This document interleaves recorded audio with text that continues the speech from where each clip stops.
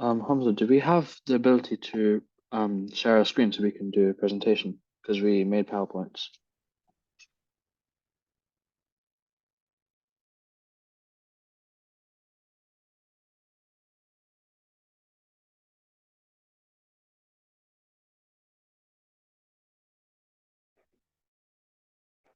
I think share content works.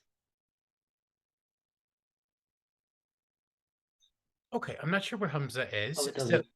yeah, you should be able to share your screen. Are you not, do you not see a button for share screen yet? Do you know what I'm gonna do? I'm gonna make you co-host. I think that might change things. Yeah, we got share screen now. Good. Okay, let me give it to each of you. Are all three of you doing a PowerPoint? Yeah. That would be the case. Yeah. Why is that not surprising to me? That's fantastic. Okay. So let me just make all three of you the co-host. So it's a matter of you just stopping and starting the share when you're ready to do so. Yeah. Is that all right? We're gonna again, I'm not sure where Hamza is. If you guys just think about it, we've got an hour, a little less than an hour now, 28 minutes. Just divide up your time between the three of you, giving our scholars a little bit of time at the end to just ask whatever questions. If we finish a little bit earlier, that's fine. But I think, I don't know how happy you are to talk for 15 minutes each, but I think any detail about your experience, good, bad, or otherwise, is good. I mean, I think why we don't do these kinds of enrichment events, because no matter what I would tell scholars, it is not as valuable as it would be from your perspective. So literally from your experience before you even started the application until what that application was like, getting the decision, and then going there, what you expected in going, and how those expectations were either fulfilled or not. That's the extent of it. However much of that you want to do, that would be great. You should be okay to share screens now, and I'm going to stop talking, and whichever one of you wants to go first.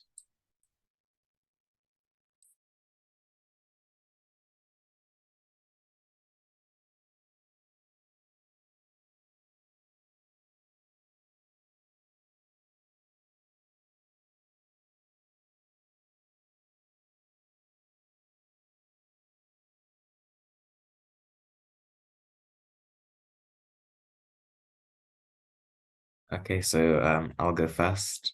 Yeah, I just try and present.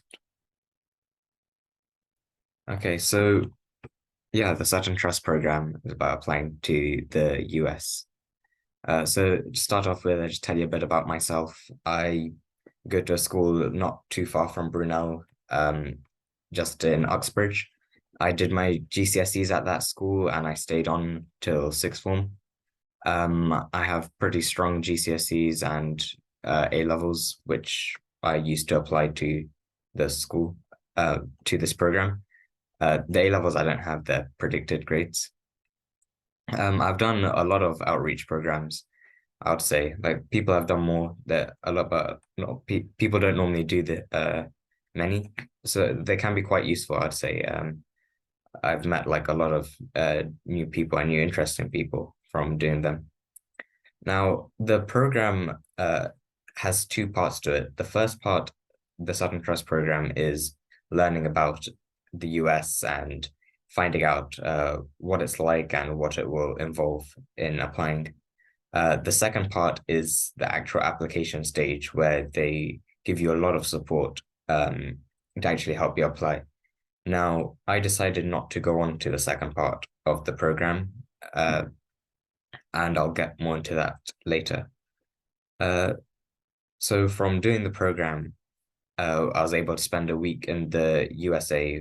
We went to Philadelphia and New Jersey and some other places, and it was a very informative week. A lot happened there, and it was quite an enjoyable experience. Now, because I didn't apply to the US, I only had my UK application, which was sent off through UCAS, and the early applicants and regular applicants. And I was an early applicant, so I've sent off my UCAS application now. Now, there are like many reasons to apply to the US.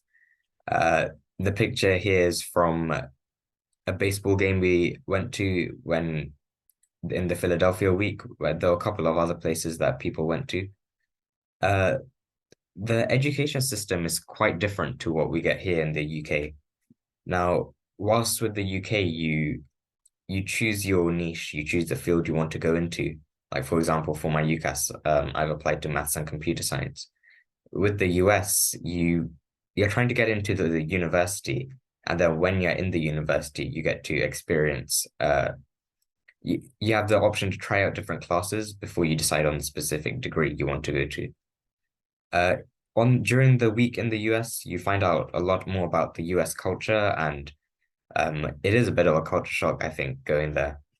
And it's quite interesting to like learn about it and find out what it's like studying there and attending and staying there, like because you'd be living there for university. Now, for the program, after you get through to it, there are two residentials.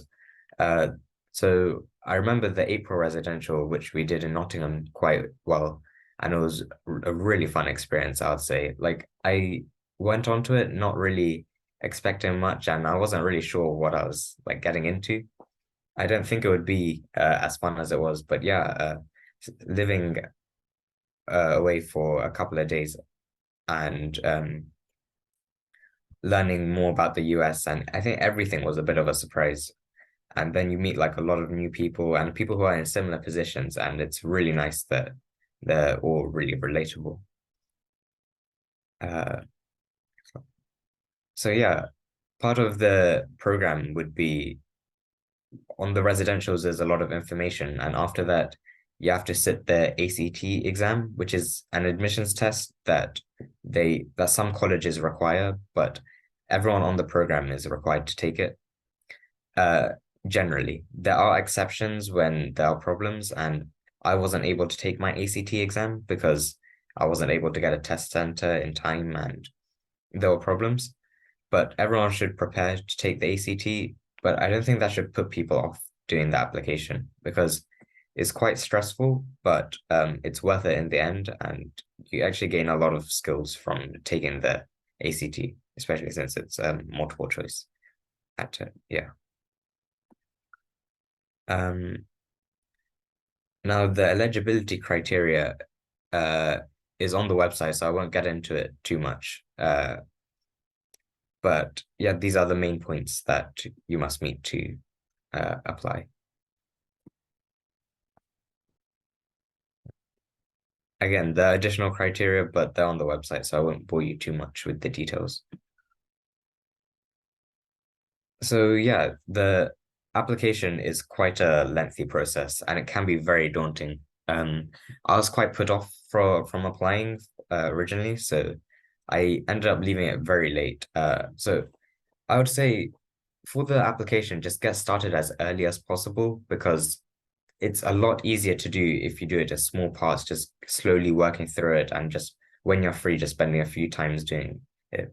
The application is in the same style as US universities would like, what you'd have to do when you're applying for them. So there are a lot of short essays you have to do, and that can be quite off-putting, but I think the value you get from attending the program makes it worth it in the end. So it is worth just investing a bit of time. It does require a reference from a school. I was lucky enough to get my head teacher to do my school reference, so I think that helped a bit. But yeah, any one of your teachers, they give a bit more information on the application. They can write your reference for you. Now, because of the differences in the system between the US and the UK, comparatively, the US is has a lot more emphasis on extracurricular activities compared to the UK, which is quite academic. So they do ask a lot about extracurricular activities you've done and there's sections to put it in. But don't be put off. Like you guys do a lot of things and a lot more than you'd realize and normally like to acknowledge. So it's if you give yourself enough time, it will be easier to slowly start ideating and then noting things down.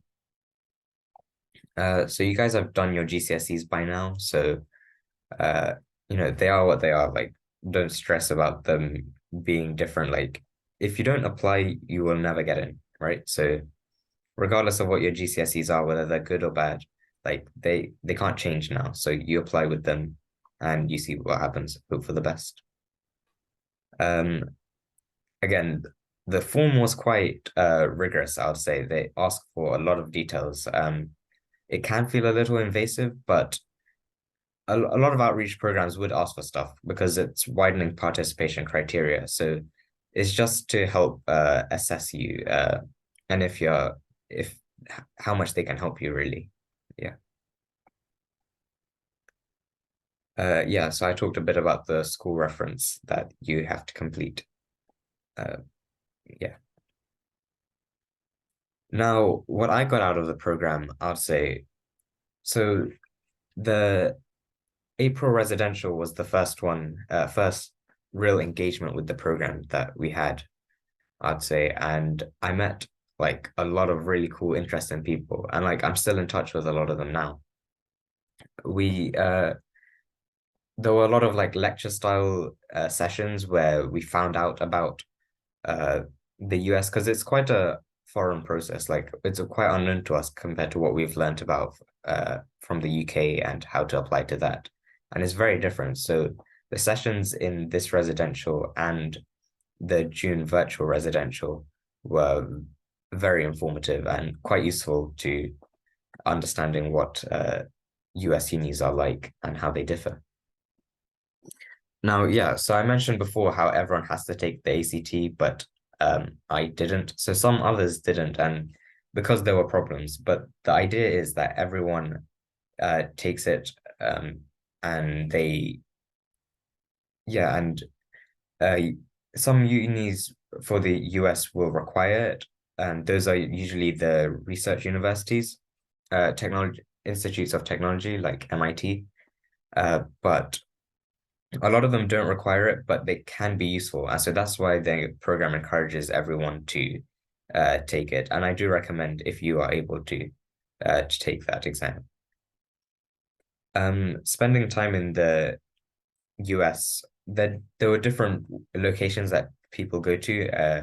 So Fahid and I both went on the Philadelphia week. We stayed in Princeton, which is in New Jersey, but we visited loads of different colleges.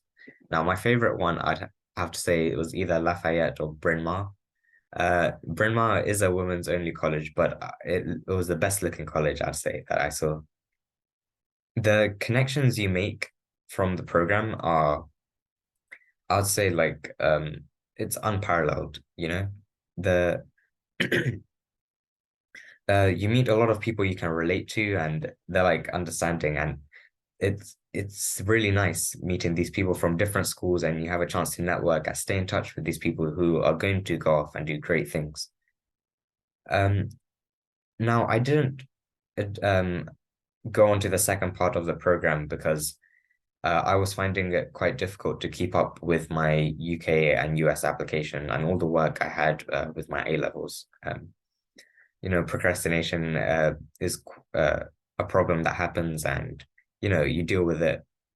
But yeah, so I was struggling at one point to keep up with both, and I decided, all right, I'm going to focus on my UK application. But because of the program, I still learned a lot about the process and what US unis are like. And I think because of that, I'm still able to keep the option open if I decided to take a gap year, or a lot of people do apply in the same year. And that's because they are now more informed and they can do things themselves aside from the program if they don't decide to go on. You notice that it's a lot, the universities, they seem quite like out of reach at times, but from being on the program and meeting different mentors, who a lot of the mentors are just 1 year above you. So seeing it from their perspective and, the university that they're getting into, they're applying to, you realize that going to a different country for your university is a very attainable a manageable goal. And the amount of support you get from the program it's quite shocking, really. Like I was not prepared to see like how much they support you and help you out through the program. Like there's nothing spared, I would say. There's no gray area. They're there and they pair you with mentors and they tell you a lot. Yeah. So now, like I said, I didn't go on to the second part of the program, but uh because from being on the program, I learned a lot more about not only what going to the US is like, but also things I can do to be getting involved here in the UK to keep finding out about the US. So there are college days where loads of colleges would go there with it, and you're able to talk to admission tutors and find out about um, different colleges and what makes them different, and you can find out what appeals to you. Yeah, so those are the end of my slides. I'll let Fahid and Dev do the next presentation, and then I'm happy to take any questions after.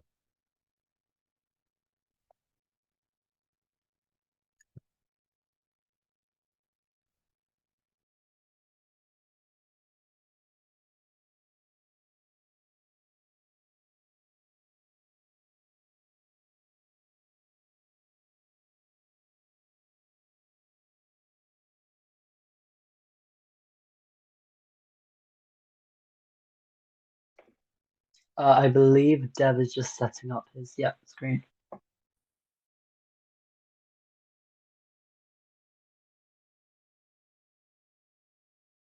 Hi everyone. So my name's Dev. Unlike Fahim and Husband, I didn't go on the Philadelphia trip. I went on the New York trip, and I just made this slideshow for you guys. Oh, I cannot go past like that. Let me just. There we go.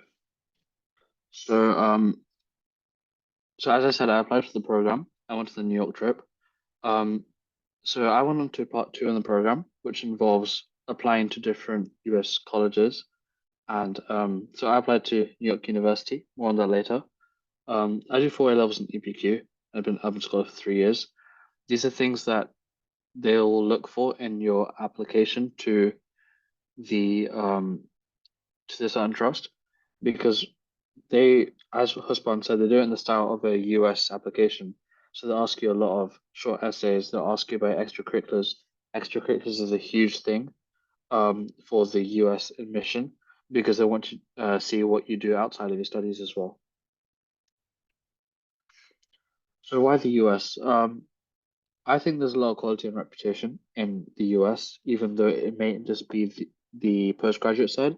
But if you get into the undergraduate side, you can easily get into postgraduate because you've already been there for a while. There's flexibility of degrees. So in the UK, I've applied for physics masters, but in the US, I've applied for. I want to do a double major in physics and engineering. So what that means is that, as opposed to one master's in the UK that would take me 4 years, I could get 2 bachelor degrees within 4 years at the same university. And what's special about some universities that has a liberal arts curriculum, which allows you to better understand the world around you, not just one subject that you take at university. It just makes you a more well-rounded person. There's also the availability of funding. When you apply to an American university, you're not necessarily applying just for a course, you're applying for £250,000, because most universities, they will fund you to come over there. They won't expect you to pay 80K a year. That is a lot, because a lot of the applications that I've done, I've either had to apply through a scholarship, if they don't offer financial aid, and then financial aid for the universities that offer it. I wouldn't be able to go to a college that didn't offer that, because the Sun Trust aims this program at like low income families anyway, so they wouldn't expect a family to pay 80K a year anyways. Did I see Walmart? Yes. Did I go Walmart? No. Just to put that out there. There's some stuff we saw on the New York trip. We saw IKEA, Target, Walmart, Shake Shack. a marijuana store next to an ice cream store, McDonald's. There was a time we were on the coach and our driver literally just stopped the coach in the middle of a service station, and this guy just went to McDonald's. He came back with like a dozen McNuggets and a drink. And yeah, we were very pissed at him because yeah, you can imagine why. This is the view from on top of the Rockefeller Center. You probably saw on social media that they lit up the Christmas tree outside the Rockefeller Center. It's the same building from the top. So the Sutton Trust US program, it involves two UK residentials, one's in person and one's virtual. The in-person one, we had it at the University of Nottingham, and the virtual one was on the it was on the weekend. Um, yeah, we had to wake up quite early for that, but it was worth it because we did learn a lot. That does involve 1 week, a 1 week visit to the States as well. You get a lot of admission support in applying to the US universities. You get support for your families and for your schools. So when you get to the program, there'll be a point where you have to designate a teacher at your school, as a counselor, and that counselor will get training in order to help other students who are interested in the program as well. Um, I say all costs of the residentials, events, accommodation, food, and travel are covered, but there are some stuff you need to pay for, like ESTA, which is basically a visa, but that only costs like $17, so I wouldn't worry about the minor cost that much. So this is a part one timeline. Essentially, you apply ASAP because they do, if I'm not wrong, accept people on a rolling basis. Then they release the application decisions. You have your April residential, which is in person, your June residential, which is virtual, and then you get some more information on the US application. So they tell you to research universities. They really do a lot of these assignments in order for you to not find the actual thing daunting. Because I can say that since this program, I've definitely gotten better to meet deadlines because there's a lot of deadlines involved in this program. But don't worry, you'll get through it. Then you have a US week, late July, early to August, and then you apply to part two. You can reject part two as well, um, but I would definitely advise applying to part two, as it also acts as a backup for your UK applications if that doesn't go well. The part two timeline, which me and Fahid are on, we attended USA College Day on the 23rd of September. We've currently applied to US universities, so I've applied to NYU, Georgia Tech, Emory, and I always forget the last one, CMC, Claremont McKenna College in California. We just did our December event last weekend, where they taught us how to, analyze financial aid packages. So when you get an offer from university, they'll tell you how much you need to pay, how much your family has to contribute per year, and they basically taught us like how to analyze it if it's feasible or not. And then there's a pre-departure event. We haven't gone into that stage, but hopefully, we actually get there because apparently you have to get accepted from a university to go on that event. And then you join the SunTrust alumni community. So where did I apply? Like I mentioned, I applied for NYU.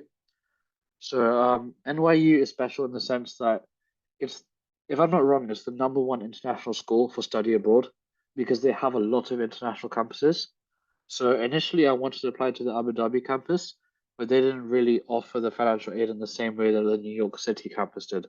So I ended up applying New York City. But what I can do is that with the financial aid, I can use that money to go to other campuses with the same package. So I could do 1 year in New York City, I could do 1 year in Shanghai, I could do another year in say Abu Dhabi as well. They also have like multiple study centers in the world, like Argentina, London, Paris. So they're practically everywhere in the world. It's the university without walls, if I'm not wrong.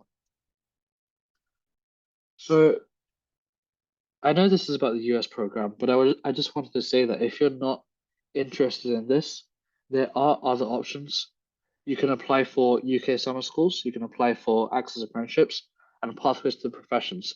So say if you want to go into engineering, they will have a program for that. that they'll put you into a firm, and during the summer holidays, you will get a certificate. You can put down your UCAS, and it will still look equally good. It's still the Sutton Trust. If you want to register your interest for any of the Sutton Trust programs, I'd recommend you scan this QR code. It will take you directly to a form where they'll be sending you emails on a regular basis. That's the last slide I have. So I'll just leave this up for a minute or two, and then whenever Fly's ready, you can take over. Thanks, guys. Thank you, Dev. Can you guys hear me all right, first of all? Yeah, okay, brilliant. So my iPad is not letting me share my screen, so I'll let Dev take over a bit of teamwork here. I'll just let him load up the presentation. Hopefully it'll work.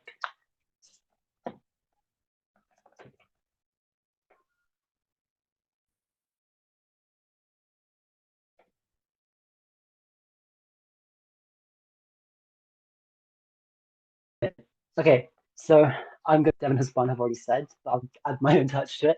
So yeah, the Sutton Trust US program, it helps students from a low economic financial background attend and achieve admission to US universities. And before I dive in, I will just tell you a bit about me. So next slide, please.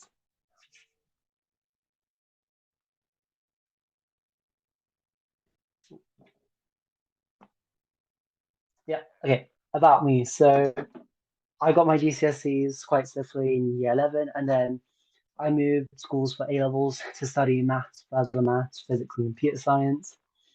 And then when I was in around your place, I then decided to apply for the Sutton Trust US program.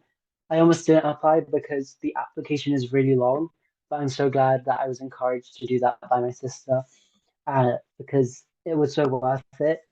Best thing I've ever done. And to surprise, I got in. And from that, I was able to spend this fully amazing paid week in the US, apply part two to the program, and of course, apply to Duke University in America. Next slide, please. Okay, so this has also kind of been gone over, but to study in the US, the flexibility of degrees and quality of reputation, it's very different to the UK because if you think about a UK university, their typical bachelor's degree will consist of a course that you've picked through UCAS, and you have to follow that course for 3 to 4 years usually. And there isn't really much flexibility in that. You just kind of have to do that course.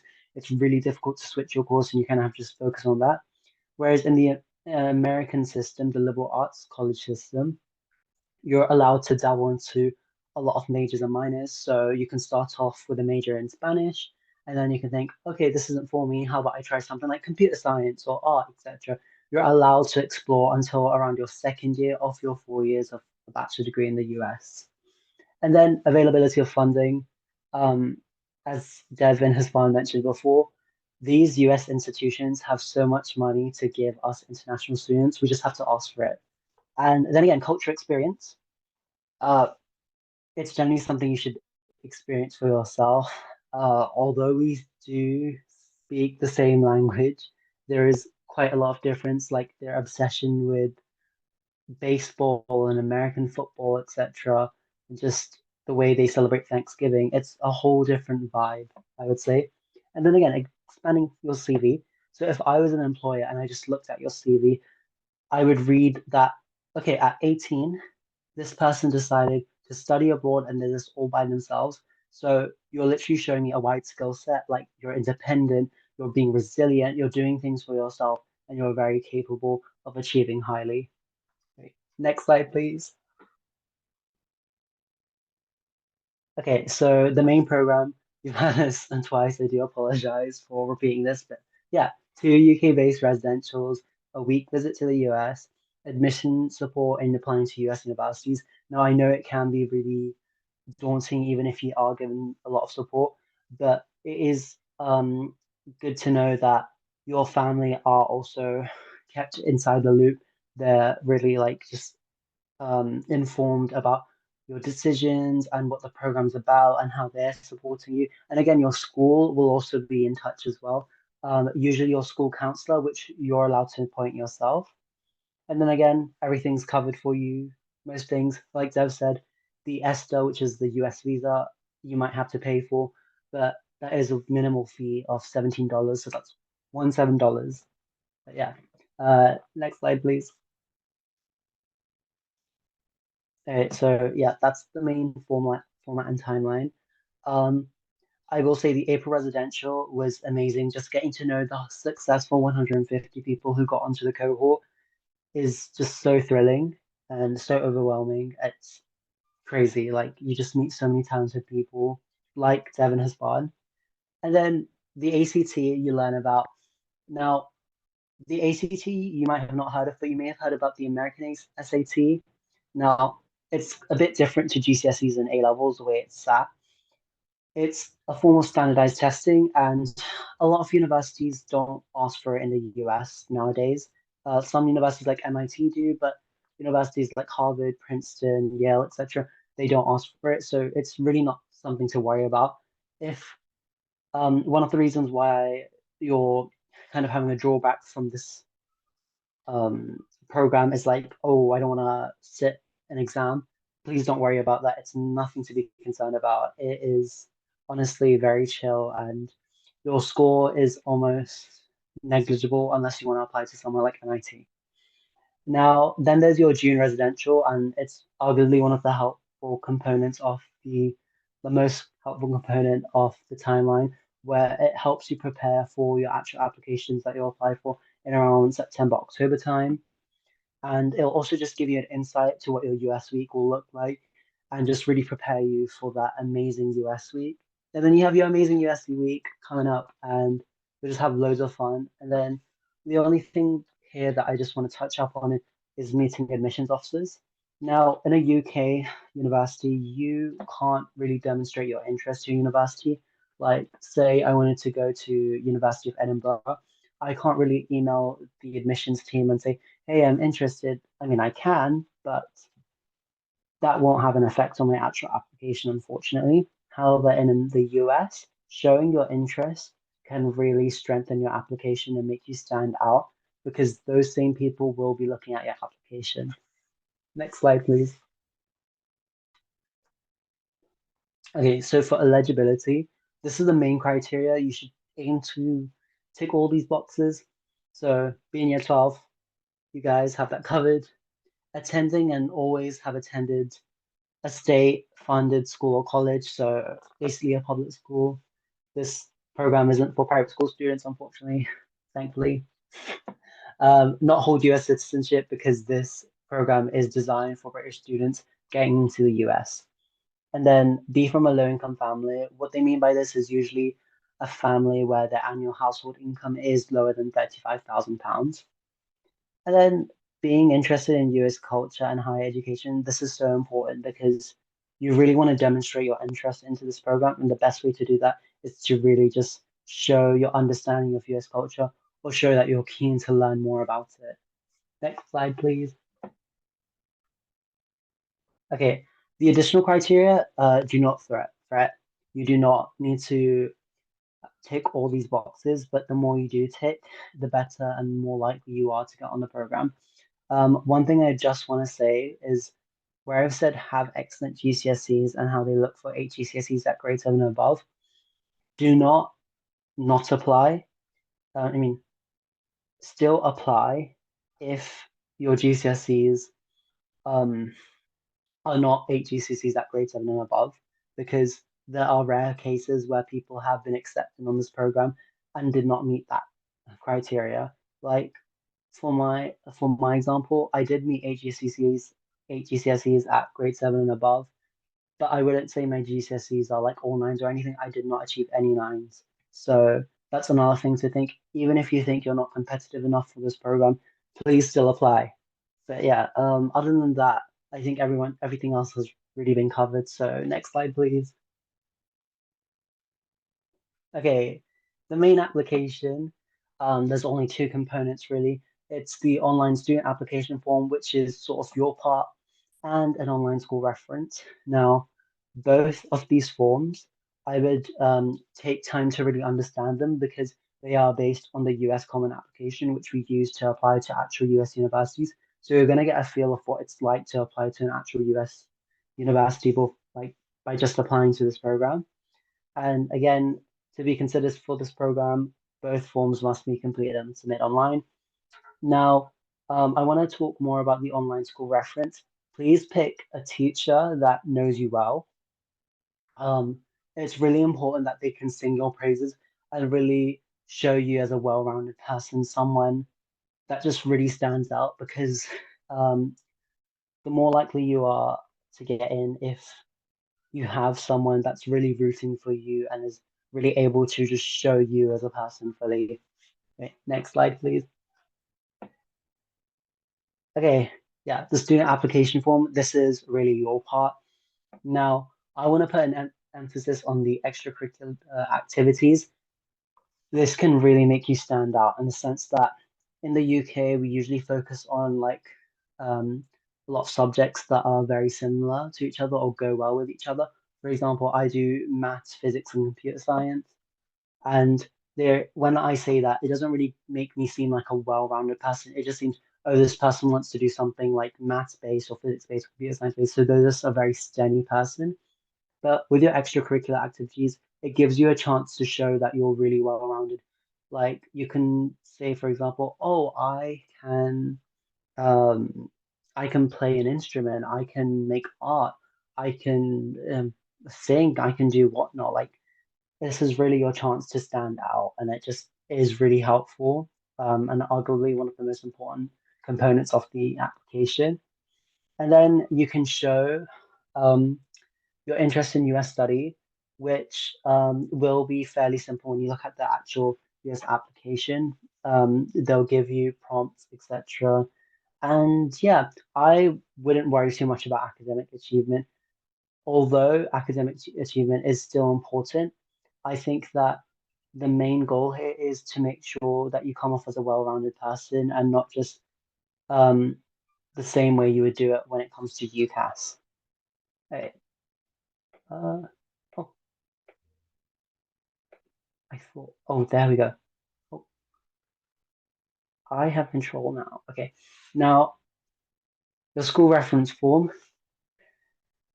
This I talked about earlier on. It's supporting your application and verifying that you meet the program criteria. And it obviously confirms that the school is willing to support you. Again, I think this is really important to pick someone who can sing your praises. You need your teacher to be someone you're close with. I understand that some of you may have moved to another school for sixth form. So it is important to really just find someone from your school you can get along with and just who's able to really try to understand you to the best ability. And yeah, my personal experience, I was able to go to the University of Nottingham for my April residential, and those 4 days were one of my best times in my life because I was able to communicate and really have fun with the successful 150 people who got onto this program. And it was such a unique experience because it was kind of only us in the UK who really understood what it's like going through this process because it's like we're applying to the US, but we're also having to do UCAS. And just we were trying to really cope and understand what the weight of that will be like and what it will be like in the future, in the next few months for us when we are applying and like trying to juggle through that weight. And then, yes, I did get to sit the ACT, that's like the American SAT. I would say it was a really fun experience, although a lot of people would say it wasn't. This is because it was generally just kind of shocking to me how their test works because it's nothing like GCSEs and A levels the way they do their tests. And yeah, it was quite an experience. And then yeah, of course, got to go to America. I was like, whoa, free holiday, but of course it was more than that. Stayed at Princeton. We all got to see Harvard University, UPenn, etc. It was honestly such a surreal experience, and I still can't believe like, wow, we all went there. And then finally was able to apply to a US university. I applied to Duke University in North Carolina. And in the middle of December, around 9 days' time, I will find out if I'm accepted or not. So I could possibly be going to the US next year, paying absolutely nothing, or maybe just a short fee. And usually, when it comes to the US and finances, it shouldn't be something you should worry about. And this is because it's most likely that the school's funding will cover a lot, and you'll most likely pay less than what you would have to pay for a UK university. So please, at this time, do not worry about finances. Do not think about it at all. Just focus on the actual application and how awesome this is going to be. And then what I learned, yeah, the US is actually achievable. Um, it does feel like a long shot, but once you've applied, it's such a thrilling experience. And once you're in the program, just the whole process of it all, it makes it seem so much more achievable. And it is just seeing how many of my team leaders who are just a year older than us, just seeing them get into so many universities of their like dream choices, etc., and having to pay like little to no money, that was thrilling. That was amazing. And I also learned that I would be really clueless without the program on how to apply to the US, etc. So if you are really considering going to a US institution, then I would like 100% just apply for this program. Now, um, I also just want to say that one of my reflections is imposter syndrome. It is really scary to be surrounded by so many talented people. You kind of have that moment like, oh no, I don't fit in here. But honestly, you do because you got in, and almost everyone has that similar feeling, and it's something you all relate, and you'll all soon become a quite tight-knit community because, again, you're the only people who understand what it's like to juggle between both applying to the US and applying to UK universities through UCAS. Next slide, please. Okay, so my final thing is the applications are open now. And yeah, you have until the Sunday, 14th of January. Now, this image here is literally all of our team leaders who are just like around a year older than us, and the amazing US universities they all got into. All of these people pay either nothing or only a small fee to attend these universities. And I just put this on here because it kind of just shows how real and achievable the US can be and how cheap the US can end up for you. And yeah, please do apply. I know me, Dev, and Haswan have just thrown a ton of information to you guys. So please, if you have any questions, don't hesitate to ask us or if you email Antoine, or if you guys have our emails, please do email us. And yeah, or you can ask your questions now. Thank you so much.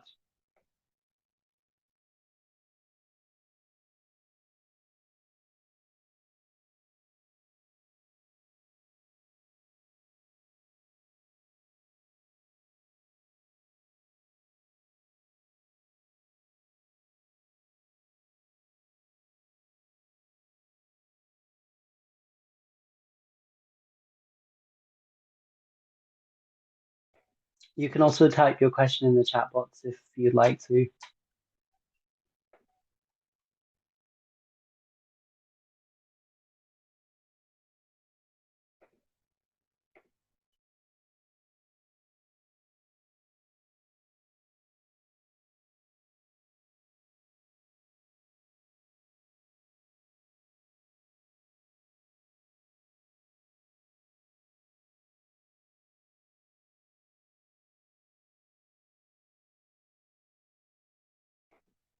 No worries, Nishant. Like I totally get it. Definitely do look at the website. And if you do have any further questions, just yeah, go for it. Email Antoine and we'll email him back so he can send the message back to you. Thank you. No worries. I'm here. I caught that. I caught that bit. So we'll definitely facilitate that for you.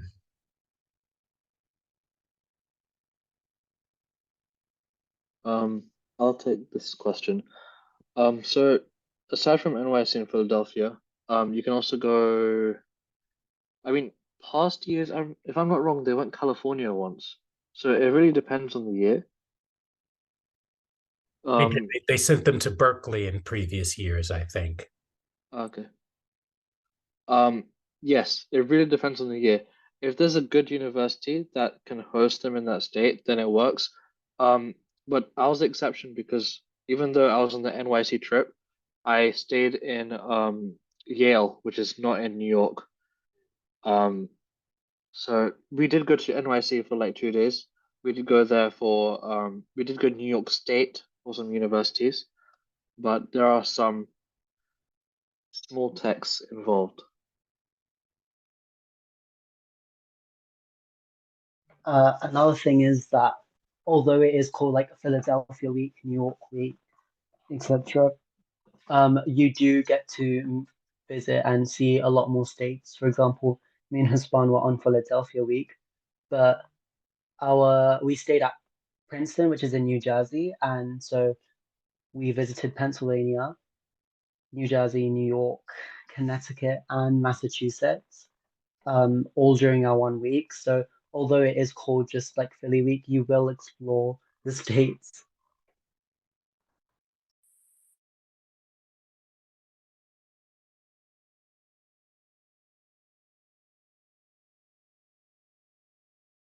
Who's fun? Do you want to take this one? Yeah, just reading the question now. So the main colleges, they're the research universities and the liberal arts one, but in the program you do an early decision where you decide where it's like the choice you would take above all universities you apply to, including the US and the UK. Now, if you don't do that, with the common application, you apply to, I believe there are like 25 spaces option on there, but yeah, you don't normally fill out that many, but you apply to a number of universities there. So you're not limited, and you can, if you do your research and see which universities, 15, right? That's it. But yeah, if you do your research and see which universities really appeal to you, you have the options to take classes in all of the universities. And so then you get to really experience what the subject is like. I hope that answers the question. If anyone wants to add anything, that's fine.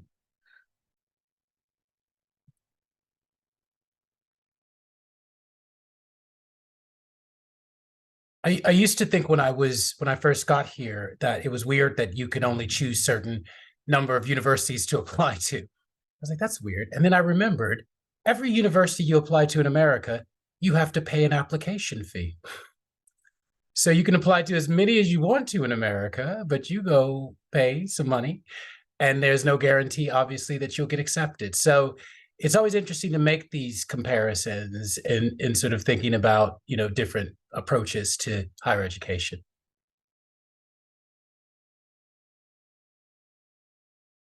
If I could just touch on that.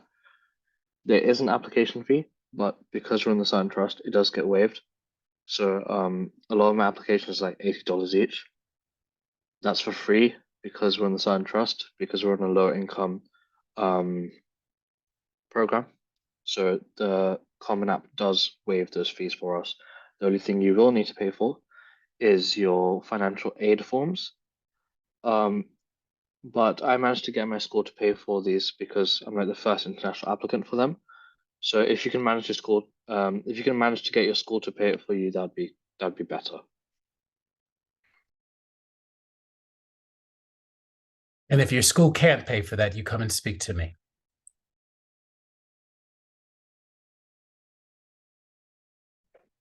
Oh, this question's for Antoine.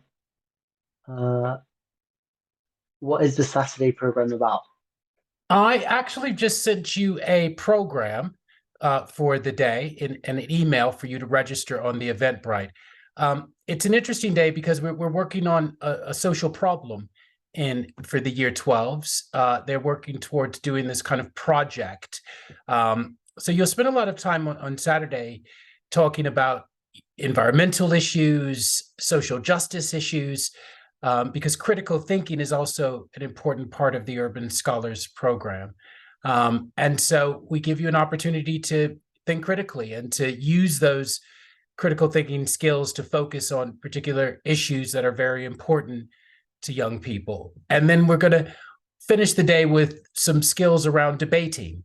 Again, presenting yourself, being able to articulate yourself, certainly if you're applying to something like this, is an important skill to develop. So it's a fun day. We're having chicken roast and related kind of halal and vegetarian options for lunch to celebrate the holiday season.